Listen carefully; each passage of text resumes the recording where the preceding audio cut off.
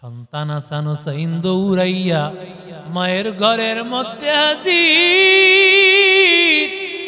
মার ঘরে আসিয়া হাসান হুসাইন কান্না করতেছে। ফাতেমা ডাক দিয়া বলে, নো হাসান হুসাইন, কেন চলিয়া আসলা? হাসান হুসাইন ডাক দিয়া কয়, ও মা, যদিও তোমরা গোপন করেছো, নানা জান গোপন করে নাই। নানা জান বলে দিয়েছে তুমি নাকি আজকের দিনের পরে আর থাকবা না, তোমারে আমরা আর পাবো। নানা জান বলেছে মায়েকে মহব্বতের সাথে দেখে নাও, যত পারো মাকে দেখো, মারে দিল ভরে দেখে নাও, আজকের পরে আর মারে দেখবে না। এবার সবাই কান্না করতেছে। হযরত আলী রাদিয়াল্লাহু তাআলা আনহু এইভাবে করতে করতে জোহরের আজান হয়ে গেলে হযরত আলী মসজিদে চলে গেছেন। ফাতেমা নামাজে দাঁড়ায় গেছেন। না, এবার দাঁড়ায়ও নামাজ পড়তে পারেন না। হযরত ফাতেমা রাদিয়াল্লাহু তাআলা আনহা বসিয়া বসিয়া নামাজ আদায় করেছেন। কষ্ট হইতেছে। হাসান হুসাইনকে ডাক দিয়া বলে, তাড়াতাড়ি যা, তোর বাবারে গিয়া খবর দাও। হাসান হুসাইন দৌড়াইয়া গিয়া বলে, মা সালাম জানিয়েছেন। যখন হযরত আলী হাজির হওয়ার পর দেখেন ফাতেমার অবস্থা বড় খারাপ। ফাতেমা, কেন তুমি আমারে ডাক দিয়েছো? ফাতেমা স্বামীর হাত ধরিয়া বলে, ও প্রাণের স্বামী, একসাথে সংসার করেছি রে স্বামী, আমাকে তোমার হাতে আমার নবী তুলিয়া দিয়েছেন স্ত্রী হিসাবে। আমি স্ত্রী হিসাবে তোমার কোন হক আদায় করতে পারি নাই। ও প্রাণের স্বামী, আমারে মাফ করে দাও। কারণ নবী বলেছেন, আমি যদি লাউ আমার তু সাজিদা, আমি যদি কাউরে সেজদা করার নির্দেশ দিতাম, লা আমারতুল মারআতা আইয়াসজুদা লিজাওজাতিহা, দুনিয়ার স্ত্রীদেরকে বলতাম তোমরা তোমাদের স্বামীর পায়ে সেজদা করো। নবী আরো বলেন, আমি যদি স্বামীর পায়ের মধ্যে স্বামীর কত সম্মান দুনিয়ার মহিলারা যদি জানতো, তারা তাদের চুল দিয়া তাদের চামড়া দিয়া স্বামীর পাটাকে মুছে দিত, স্বামীর পাটাকে পরিষ্কার করে দিত। ও প্রাণের স্বামী, আমাকে মাফ করে দেন। আমি বিবি হিসাবে আপনার কোনো হক আদায় করতে পারিনি। হাসরের ময়দানে আমার বাবা যেন লাঞ্ছিত না হয়। আল্লাহ যদি আমার বাবারে জিজ্ঞাসা করেন, তোর মেয়ে স্বামীর হক আদায় করে নাই, আমার বাবা তখন ধরা পড়ে যাবে। আমারে মাফ করে দেন, আমাকে ক্ষমা করে দেন রে স্বামী। কেমন কেমন বিবি তাকাইয়া দেন। এরে আল্লাহর বান্দা, আজকে একটু 19 থেকে 20 হলে স্ত্রী স্বামীর বাবা মার নাম তুলে গালি দেয়। একটু 19 থেকে 20 হলে স্বামী ও স্ত্রীর মা বাবার নাম তুলে গালি দেয়। এটা কোনো আদর্শ না, এটা কোনো শিক্ষা না। এবার স্বামী হযরত আলী রাদিয়াল্লাহু তাআলা আনহু ডাক দিয়া বলেন, রে প্রাণের স্বামী, ও প্রাণের স্বামী, আমি ছিলাম নবীর চাচাতো ভাই, তুমি নবীর কলিজার টুকরা, সাইয়্যিদাতু নিসাই আহলিল জান্নাহ, জান্নাতের সমস্ত মহিলাদের সরদার আল্লাহ তোমারে বানাবেন। তুমি জান্নাতের যুবকদের সরদার, সাইয়্যিদা শাবাবি আহলিল জান্নাহ, জান্নাতের যুবকদের সরদার। হাসান হুসাইনের মা, তোমার কত মর্যাদা। নবীর কলিজার টুকরা, নবীর কলিজার টুকরার স্বামী হওয়ার জন্য কোন দিক থেকে আমি উপযুক্ত ছিলাম না। না আমার ছিল টাকা পয়সা, না আমার ছিল কোন ধরনের যোগ্যতা। অথচ নবী বলেন আনা মদিনাতুল ইলমি ওয়া আলিয়ুন বাবুহা, আমি হইলাম ইলমের শহর, আর ওই ইলমের দরজা, শহরের দরজা হলেন হযরত আলী। এত দাম, এত দাম। ওই আলী রাদিয়াল্লাহু তাআলা নু বলতেছেন, ও প্রাণের স্বামী, ও প্রাণের বিবি, ক্ষমা করে দাও। তুমি আমার ঘরে আসার পর তোমার শান অনুযায়ী একবেলা খাবারও আমি রেডি করতে পারি নাই, তোমার একটা ভালো কাপড় দিতে পারি নাই, তোমার শান অনুযায়ী একটু থাকার ঘরও দিতে পারি নাই। অথচ একটা বেলা যদি আমার আবদার স্বামী পূরণ করতে না পারে, আমি বলি তোমার ঘরে আসার পরে আমি কিছুই চাইয়া পাই নাই।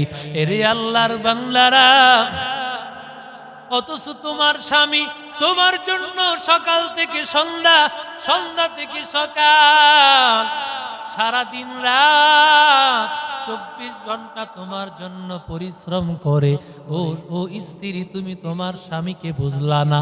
এরে আল্লাহর বান্দারা, হযরত আলী বলতেছেন, কোনোভাবে আমি তোমার উপযুক্ত ছিলাম না, কিন্তু নবী আমারে তোমার হাতে তুলে দিয়েছেন, কোনো হক একটা আদায় করতে পারি নাই, আমারে ক্ষমা করে দাও, আমারে মাফ করে দাও রে বিবি, আমারে ক্ষমা করে দাও। বিবি এবার স্বামী দুইজনই কথা বলতেছেন। এবার স্বামী আবার বলতেছেন, কেন আমার এইভাবে ডাক দিলা? তোমারে ডাক দেওয়ার পিছনে একটা কারণ আছে, কয়েকটা আবদার আমি তোমারে করব। 1 নম্বর আবদার, যেহেতু আমি দেখেছি আমি আমার বাবার সাথে ইফতারি করব, তার মানে আজকে রাতের মধ্যে আমি বিদায় হয়ে চলে যাব। ও প্রাণের স্বামী, আমার একটা আবদার, আমি মরে যাওয়ার পর রাতের বেলায় আমাকে দাফন করবেন, আমার জানাজার খবরটা কাউরে জানাইবেন না।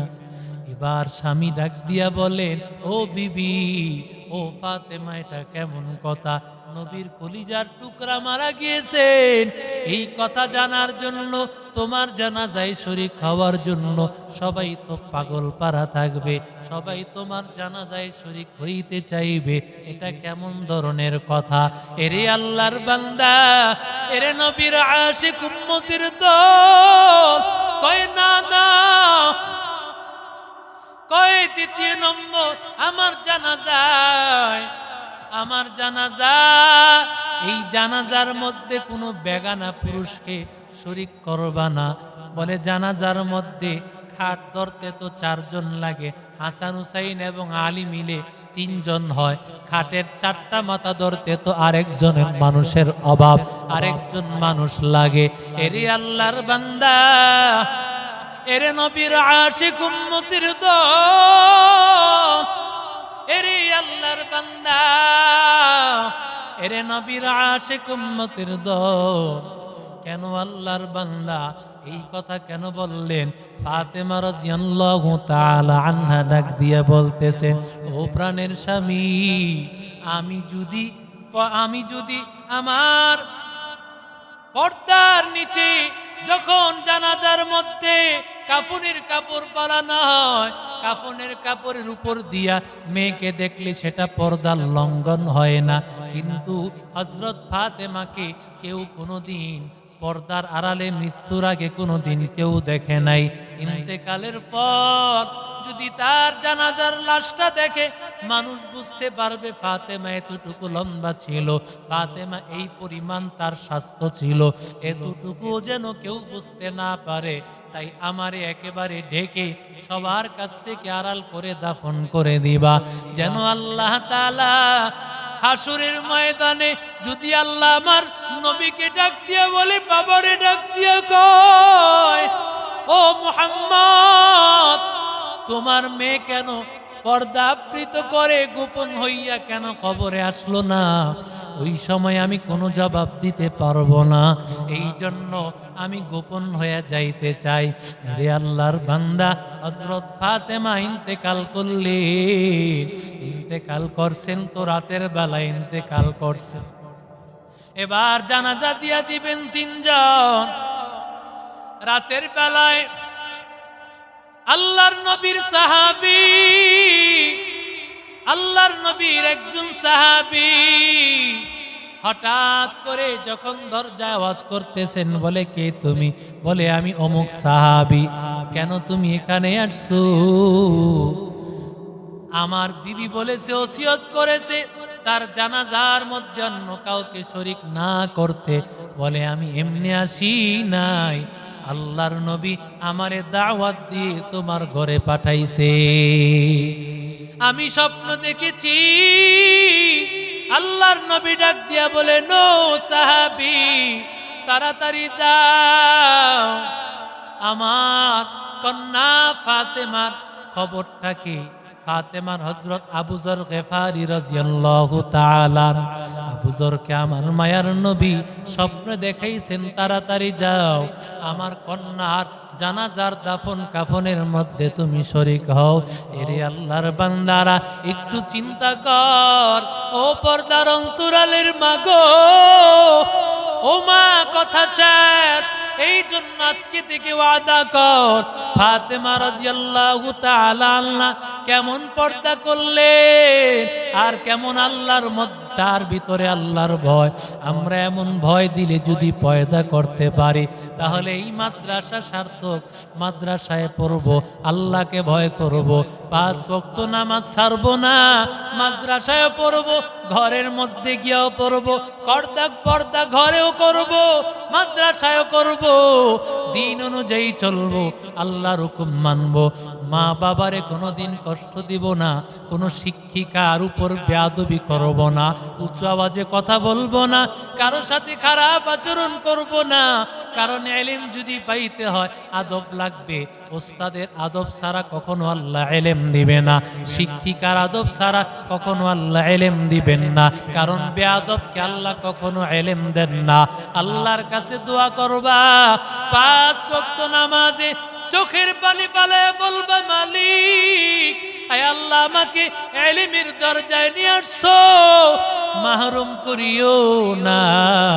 আয় আল্লাহ, তুমি আমাকে আলেমা বানাইয়া দাও, খাদিজার মতো বানাইয়া দাও, আয়েশার মতো বানাইয়া দাও, ফাতেমার মতো বানাইয়া দাও। জোরে বলেন আমিন। আল্লাহ আমাদের সব ভাইকে কবুল করেন। এই মাদ্রাসা আলহামদুলিল্লাহ মুতামিম সাহেব